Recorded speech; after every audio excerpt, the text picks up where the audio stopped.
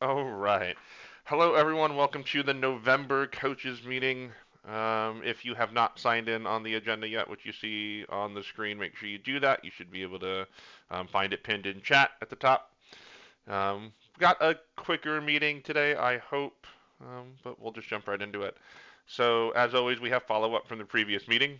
Last time we talked about kind of the state of Indiana Esports Network, where we're at. We're still growing, over 150 member schools, 550 registered teams for fall, representing probably closer to 3,500 students all told in the league right now.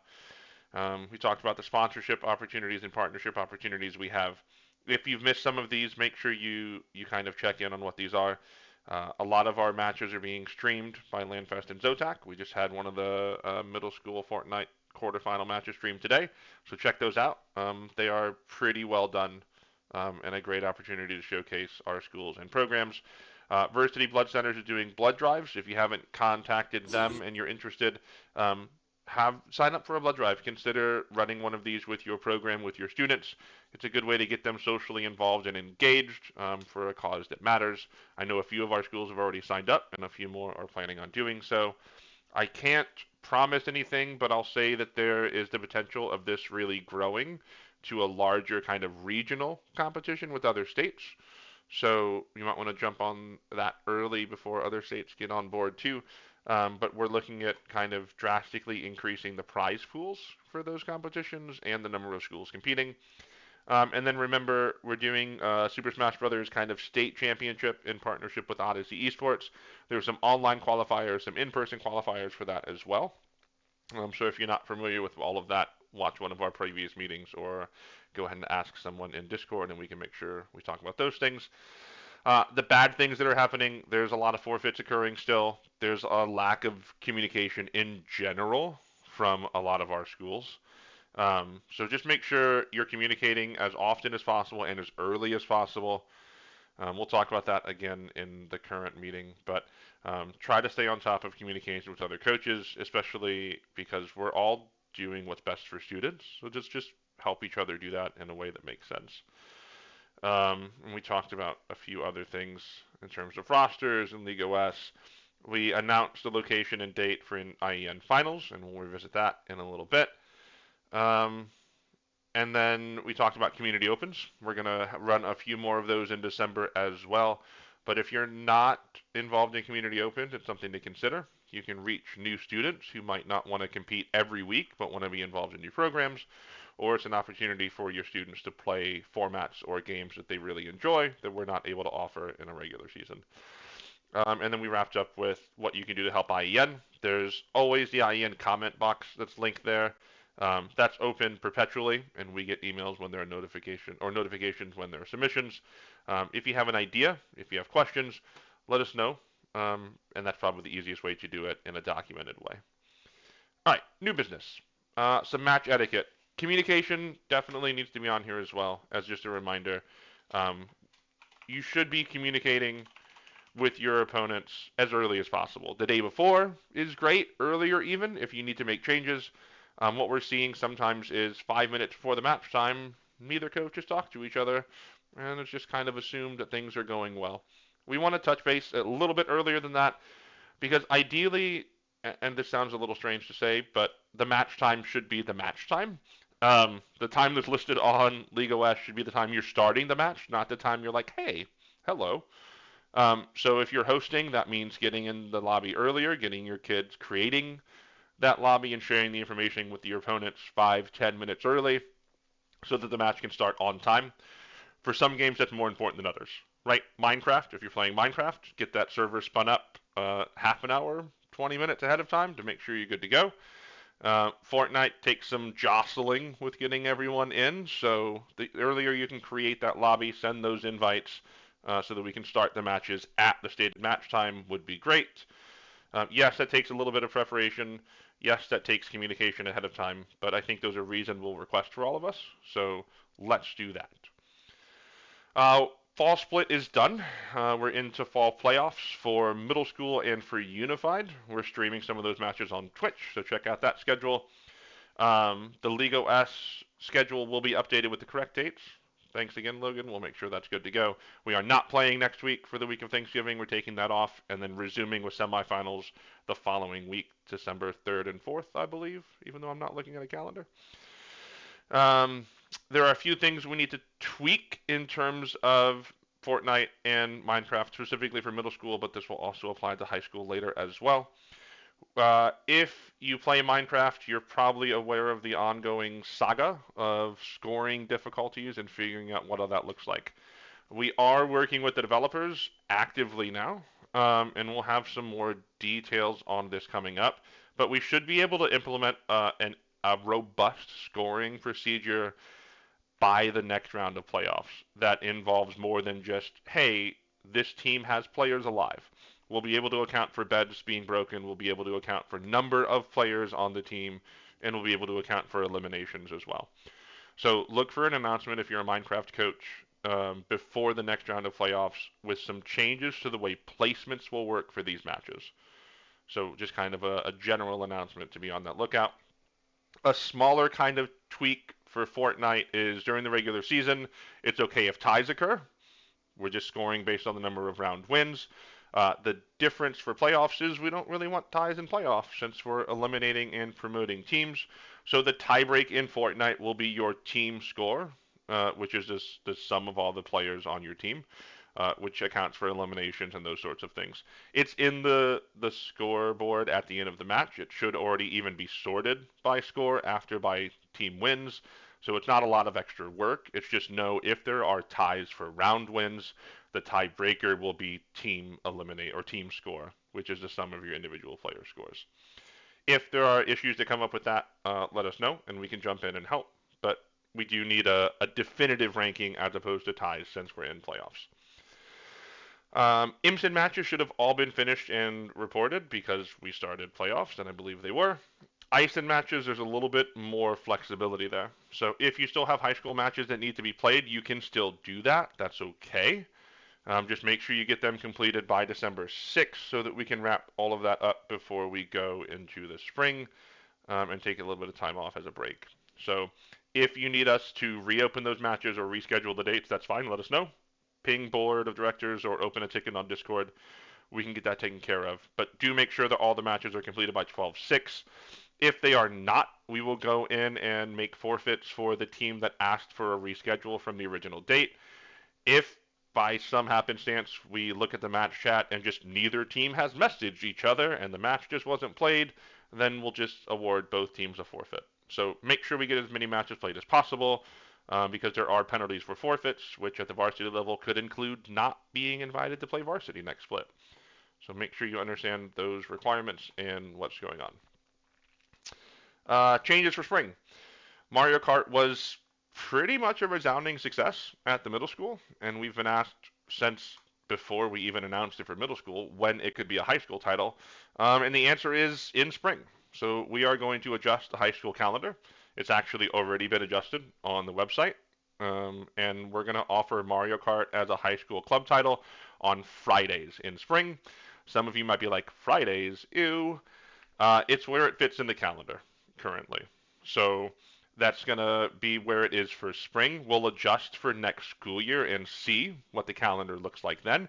It may be on a completely different day. The entire calendar might shake up and change. But for spring, high school Mario Kart club only on Fridays. Other changes for spring, the Minecraft scoring changes that we implement for middle school playoffs will also roll over into spring rules. So we'll make sure that those rule sets are adjusted to represent that for the high school Minecraft that's going to resume in spring. Again, it'll be a better quality of life change for everyone because matches won't just be 4 teams of people standing in their base not engaging. We'll actually have some way to encourage interactions and score appropriately. Spring registration, which sounds weird, but we are done with the fall split, and spring registration opens soon. It opens December 2nd, which we're only a few weeks away from, and it closes January 10th. In particular, this is pretty important because I know a lot of schools come back from winter break pretty close to that January 10th date. So make sure you're planning ahead and have tryouts or whatever you need to do, including starting your registration before winter break, so that when you get back, you can put any finishing touches on it and be completely done by January 10th. We are going to hold help sessions again. If you need help registering for spring, you can join December 18th, January 3rd, 7th, or 9th. You should have gotten emails from those from Nick today, even though he says he disabled notifications. I think you got them. So you got invited to join those help sessions if you like. Um, if you need help outside of those help sessions, you really can't make any of those, let us know. We do have some resources posted in terms of videos and documentation, but those are great one-on-one help sessions just to make sure, you check in that you did everything right. If you're a new school joining in spring for the first time, definitely plan on joining one of those so we can make sure you're good to go. But they're all completely optional. We will have a December coaches meeting. The December coaches meeting will be kind of looking forward to the mandatory meeting in January. If you're newer, we have two mandatory meetings every year, with a mandatory meeting in August, which kind of sets the stage for fall, and the mandatory meeting in January, which sets the stage for spring. The only difference is in January, we're also focusing on kind of the legal organizational structure of things. We'll take nominations for any board members. If you are interested in being on the IEN board, or if you want to volunteer someone else who you think would be good on the board, you can do that, and we'll get you a little application to join the IEN board. We'll evaluate those applications and decide if we're going to add any new board members for the next year. If you're not quite at the point of wanting to be on the board, but are looking for a way to help, we're always looking for title runners for specific games. So that could be you have expertise in something like Valorant, and you're like, hey, I could be the point person for answering Valorant questions. That's no big deal. It doesn't necessarily mean you have a ton of work to do every Monday when Valorant is played, but it could be that you're the person that is the first line for specific questions about maps that are being played, about specific interpretations of rules, those sorts of things. Some of the titles require a little bit more in-depth support. Chess and Tetris are run by Ryan from Speedway. Drew is our iRacing title runner. So it really just depends on the specific game. But if you're interested in helping in a specific way, let us know. We're always looking for help with specific titles. One of those ways can also be via community opens, which I mentioned before. We've got two community opens coming up in December. We're going to run a Fortnite community open again. We're going to try to do those probably monthly through the rest of the season. There's a poll on Discord for you to vote what you and your students would like to see the format of that being. Right now, I believe duos is in the lead, and that's what I expect to be the format, but go ahead and put your vote if you have not already. Registration for that will be on LeagueOS, just kind of like you do normal stuff. You'll register your team and we'll generate matches. We'll also run a Rocket League 1v1 tournament on December 12th. Sorry, I misspoke. Fortnite will not be on LeagueOS. Fortnite will be via Discord like we normally do. We'll post a lobby code, you'll give it to your students, and they'll join.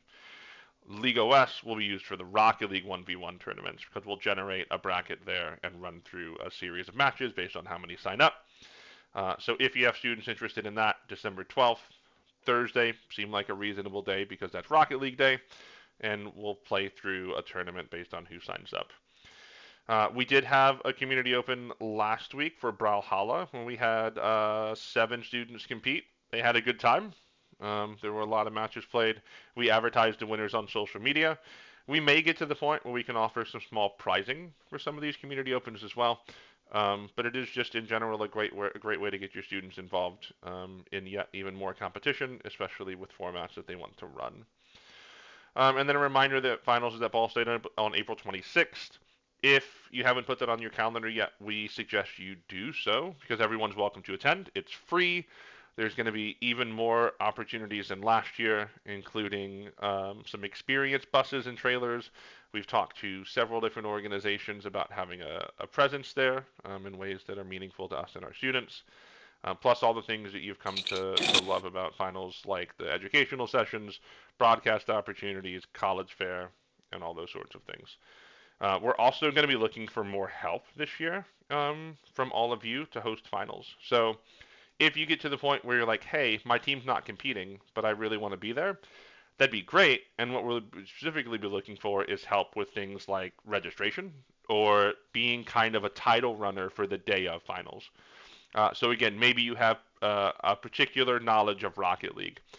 You might be the title runner for Rocket League for part of that day, in which case you would make sure the teams are, getting into the lobby correctly. You would be that point person kind of making sure the match runs smoothly, helping to baseline interpret rules for the coaches. We would be there as well. Um, so we could resolve any big conflicts that arise, but you would kind of be that overseer for that specific event. If that's also something you're interested in, let us know because we're looking to get all those details kind of considered as we lead up to finals in April. Other than that, Nick, Chris, Carlos, if I missed anything, I don't think I did. There are some questions. I see Rocket League available middle and high school. Yes. Fortnite and Rocket League community opens both middle school and high school. I'm going to see Chris answer the question, but yes, we will make the adjustments to the one pager once we get the final details. So they're working on exactly what that kind of like equation will be for working out those placements. But once we have that solidified, we will post it. Right now, we have access to all the raw data, and we looked at it yesterday, and it's something. Um, we don't really have a way of processing and parsing all of it at the moment, but we have access. So we're getting closer to having, again, a more robust placement solution for Minecraft. Odyssey SSBU, that's the Odyssey Esports is the professional organization, the group that is hosting, what are they calling it? The Hoosier Saga, which is the state championship for high school, collegiate, and adult Super Smash Brothers players. Our high school tournament is culminating at our state finals event, where the top 24 qualifiers throughout the year will be in a single elimination tournament, and then the top 8 from there will go to the Hoosier Saga Championship in May as a chance for being crowned the top Super Smash Brothers player in Indiana. Yeah, Manchester is a qualifier. Carissa, I actually think they took a qualifier from your tournament that you ran as well. I could be wrong, but I'm pretty sure it was. So there are some in-person qualifiers and some online qualifiers. How do you get your students registered for the online matches for that? I will have to get you the link for that. I believe it's via the Discord, but let me follow up or let one of us follow up and look back at our notes. I'm pretty sure the online qualifier information is posted in the Indiana Youth Smash Discord server. All right. In culmination, just thank you all for being here. Thank you all for being a part of IEN. As always, I always like just reminding everyone we're here to help. Never feel bad asking a question, asking for assistance, letting us know things we can do better.